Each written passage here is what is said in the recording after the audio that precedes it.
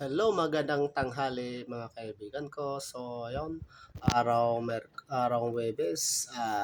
Ayun po ang nasalubong natin mga kaibigan.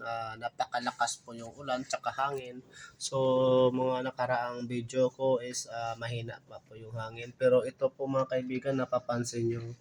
Ayan, bumabangga po yung hangin dito sa pader na to. Ayan po. So, super lakas po yung hangin na yan. So, kung makikita nyo po sa baba, talagang malakas po yung hangin doon.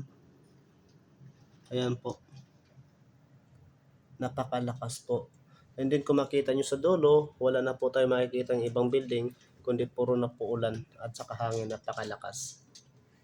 Ayan. So, nandito po sa bandang kaliwa po, andito po makikita po natin, madilim na po, hindi na po maninag yung mga building sa dulo dahil sa super lakas po ng ulan. So, napakadilim na po.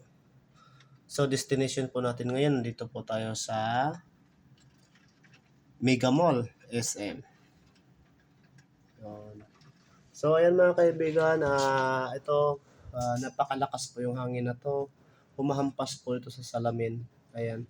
So, makikita po natin, nakakatakot po yung hangin na yan, napakalakas po yan. Ayan.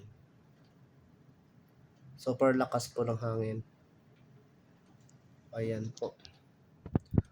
So, another video po tayo dito mga kaibigan at paalala ko lang sa lahat, sa mga motorista bumabiyahe ng malayo, ingat-ingat po kayo, wag po kayo magpatakbo ng mabilis kasi madulas po.